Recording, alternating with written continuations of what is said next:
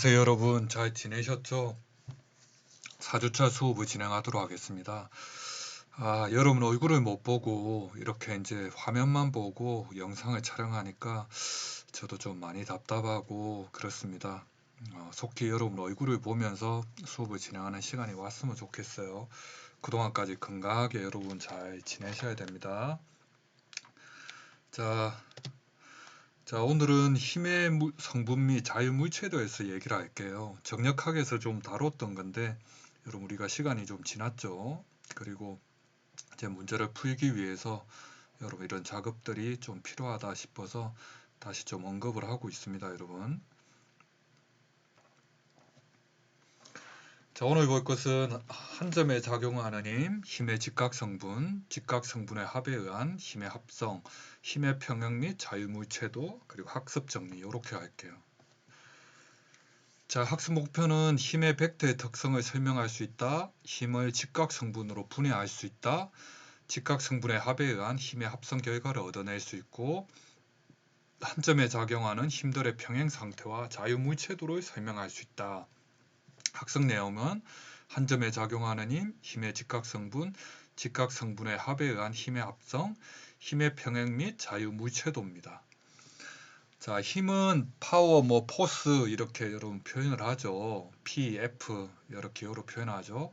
힘이라는 것은 물체의 형상을 변화시킬 수 있고 운동 상태를 바꿀 수 있는 물리량을 얘기를 하죠. 벡터는 크기와 방향을 가지고 있어서 평행 사변형 법칙에 따라 더할 수 있는 물리량입니다. 여기서 나중에 또 자세히 설명할게요. 변이 속도, 가속도, 힘 등 있겠죠. 자, 스칼라, 크기만으로 표현될 수 있는 물리량, 길이, 무게, 온도, 압력, 질량 등이 있죠. 자, 자유물체도는 전체 그림에서 필요한 부분만 떼어내서 그린 겁니다. 네, 옆에 제가 좋아하는 문구 놔뒀습니다. 만약 마음속에서 너는 그림을 못 그려라는 소리가 들린다면 무슨 수를 써서라도 그림을 그려라. 그러면 그 소리는 잠잠해질 것이다. 빈센트 반 고흐는 역사를 보니까 전기를 보니까 빈센트 반 고흐는 그림에 대한 그렇게 특별한 그 탤런트가 능력이 좀 부족했다고 해요. 근데 열정은 대단했다고 합니다. 그러니까 많은 시간들을 정말 그림을 많이 그렸대요. 그러니까 뺏기기를 많이 한 거죠. 선배의 그림을. 그래서 옆에서 너는 안 돼, 너는 안 돼, 못해, 못해 해도 빈센트 반 고흐는 그림에 대한 열정으로 그걸 이겨나갔다고 하더라고요. 그래서 열정도 능력의 일환이지 않냐 그렇게 얘기를 하는 사람도 있는데 네, 그 부분에 대해서는 얘기가 길어지니까 네, 여러분 잘 판단하시길 바랍니다. 자, 힘 우리가 앞에 얘기했죠? 자, 힘은 물체의 형상을 변화시킬 수 있고 물체의 운동 상태를 바꿀 수 있는 물리량을 얘기를 하죠. 물리량을 얘기를 합니다. 힘. 자, 역학을 한번 볼게요. 자, 역학은 물체에 작용하는 힘에 대한 물체의 거동, 움직임이죠. 다루는 분야입니다. 자, 크게 이제 세 개로 구분되어 있죠. 강체 역학, 연속체 역학, 열역학 이렇게 구분되어 있습니다. 자, 강체 역학에는 정역학, 동역학이 있는데 강체라는 것은 원래 없는 개념이에요, 여러분. 근데 우리가 정역학, 동역학을 해석하기 위해서 개념을 하나 가정을 한 거라고 생각하시면 됩니다. 강제. 그러니까 변형이 안 일어난다고 하는 거죠. 그냥 그 상태 그대로 있는 것.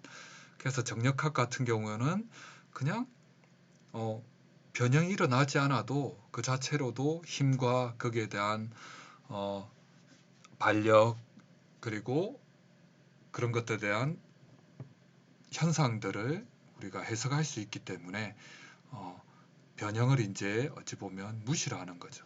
동력학은 뭡니까, 여러분? 동력학은 자동차 생각하시면 되죠. 움직임이 있잖아요, 움직임이.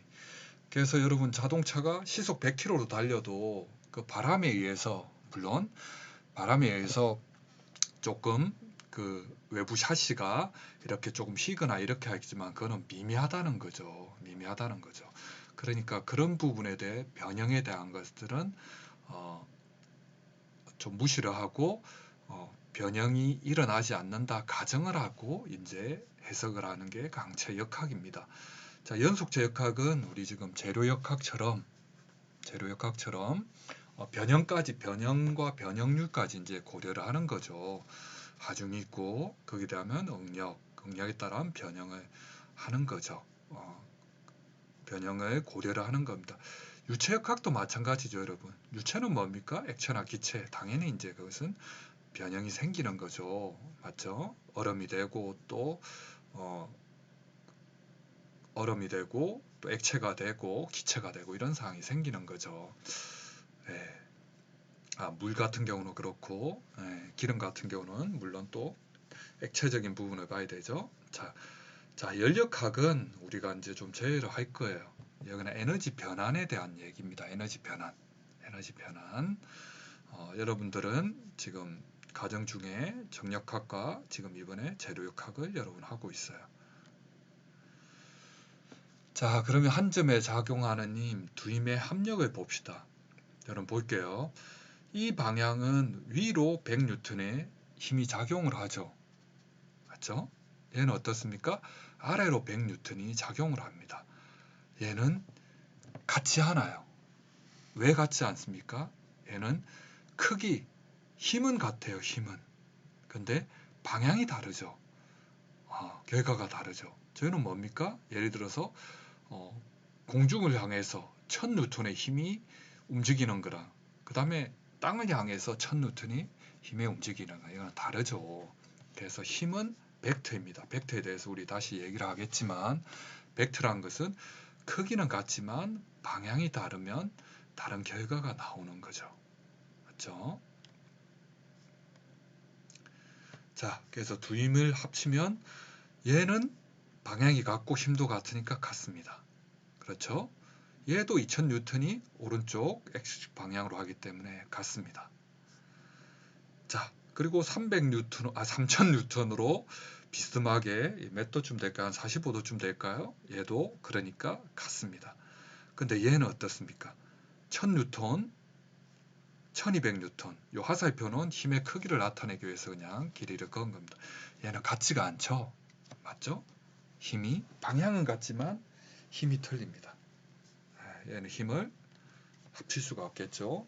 자, 두 힘의 한점, 얘는 한 점에 작용하는 방향이 같은 두 힘의 합은 합산을 할 수가 있죠. 합력을 할 수가 있습니다. 그래서 1000N, 1200N이라는 것은 이렇게 되겠죠. 이렇게 됩니다. 자, 얘는 합력을 합칠 수가 있습니다. 자, 이제 문제는 요거죠. 한 점에 작용하는 방향이 다른 두 힘의 합이죠. 여러분 기억합니까? 이런 경우는 우리가 어떻게 했죠? 평행사변형을 그렸잖아요. 네. 작년에 했던 정력학 때 기억납니까, 여러분? 평행사변형을 그렸죠. 그리고 어떻게 했죠? 그리고 평행사변형을 그리고 이렇게 힘을 나타냈죠. 맞죠? 네. 그래서 요 힘과 요 힘을 합쳤다. 이렇게 우리가 이제 그리는 거죠. 자, 나중에 또 하겠지만 평행사변은 아니고 평행사변형으로만 다 이 힘을 합력을 나타내기는 어려워요. 그래서 어떻게 했습니까? 직각성분으로 했죠. 직각성분으로 나누면 좋은 이점이 뭡니까? 여러분이 아주 잘 아시는 삼각함수와 피타고라스의 정리를 가지고 요 값들을 이제 구할 수가 있죠. 요걸 우리가 구해야 되는 거죠. 네. 자, 이것도 마찬가지입니다. 어떻습니까? 평행사변형으로 그렸죠? 네. 그리고 거기를 탁 중간 지점 이렇게 빨갛게 화살표를 그렸죠. 네. 그리고 얘도 마찬가지죠. 네. 얘는 방향이 이제 아래쪽으로 가죠. 아래쪽으로 가고 마찬가지로 평행사변형이 그려서 그렸습니다. 자, 이제 가면 스칼라 얘기할게요. 스칼라는 여러분 잘 아시고 있죠? 크기만으로 표현될 수 있는 물리량입니다. 네, 물 한 모금 했습니다. 자, 어떤 게 있어요? 크기는 길이, 무게, 온도, 압력, 질량 얘는 방향이 없고, 그렇죠. 예를 들어서 지금 뭐 하와이가 여름입니까? 여름이라고 가정을 합시다, 여러분. 하와이 친구가 가 있어요. 아니다, 반장이 가 있어요. 모 반장이 가 있습니다. 연락이 왔어요. 아, 교수님, 여기는 너무 따뜻하고 좋아요. 이러는 거야. 그러면 온도가 얼마 되니? 아, 여기는 35도예요. 그러면 온도는 방향이 있는 게 아니죠. 맞죠? 아, 그러면 35도? 야, 따뜻하겠다. 덥겠다. 네, 이런 느낌이 확 오죠. 그러면 학생이 물어보는 거예요, 반장이. 교수님, 거기는 어떠세요? 이러면, 아, 여기는 한 23도야. 이러면 뭐라고 얘기했어? 그냥, 정말, 아, 온도가 선선하니 괜찮겠어요. 뭐 이런 느낌이 오는 거죠. 온도가 어디 방향, 이런 걸 얘기를 하는 건 아니죠. 그래서 스칼라는 크기만 있으면 되는 겁니다. 길이. 1m 이러면 어느 방향으로 1m는 아니잖아. 그냥 길이를 나타낸 거죠. 맞죠? 무게는 뭐 예를 들어서 몸무게가 80kg다. 이러면 어느 방향으로가 아닌 거죠. 이해되셨습니까? 이걸 스칼라라고 하는 겁니다. 잘 아시고 계시죠? 이제 중요한 개념을 보는데 이제 벡터입니다. 벡터. 벡터는 뭐라고 되어 있습니까? 크기와 방향을 가지고 있어서 평행사변형 법칙에 따라 더할 수 있는 물리량이라고 했죠. 자, 그래서 종류는 네 가지가 지금 나타나 있죠. 뭡니까? 변이. 변이가 뭡니까? 변이는 위치 변화라고 하는 거죠. 위치 변화입니다. 그리고 속도, 가속도, 힘이 있습니다. 변이는 뭡니까? 변이, 위치죠. 내가 내가 40km 떨어져 있다. 이렇게 해봅시다. 그럼 그 40km가 어느 쪽으로 40km인지를 알 수가 없죠. 또는 내가 평균 시속 100km 속도로 달리고 있다. 근데 이거 어디로 달리는지를 모르는 거죠. 맞죠? 부산 쪽으로 달리고 있는 건지 아니면 서울 쪽으로 달리고 있는 건지 이걸 모르는 거죠. 또 위치 변화 얘기했죠. 변이. 천안에서 서울 쪽으로 40km 떨어진 지점에 있다 이러면 저희는 이게 어느 정도 떨어졌다 대략 감이 오죠. 맞죠? 그래서 이걸 미분으로 하면 이제 속도가 나오는 거고, 이 속도로 또 미분을 하면 가속도가 나오는 거죠. 맞죠? 네. 그리고 힘은 여러분 아까 얘기를 했다시피 어느 방향으로 이제 작용을 해요. 힘은 꼭 벡터가 아닙니다. 힘은 벡터의 일종이지 변이 속도, 가속도 이런 것들이 이제 벡터죠. 맞죠? 힘은 어느 방향으로 작용을 하냐. 여러분이 좋아하는 헬스라고 하면 어떻게 됩니까? 역기를 들고 위쪽으로 들어 올릴 때 작용을 하죠. 그리고 또 힘을 거두면서 아래로 내릴 때 또 힘이 작용하죠. 포지티브, 네거티브라고 하죠. 들어 올릴 때가 포지티브, 내려갈 때 네거티브. 그래서 운동을 할 때도 올라갈 때 플러스 방향 포지티브로 할 때, 그리고 마이너스로 네거티브로 할 때도 버티면서 해야지 근육에 더 자극이 오고 효율이 좋아지는 거죠. 자, 힘의 즉각 성분은 잠깐 쉬었다가 다시 이어서 하겠습니다.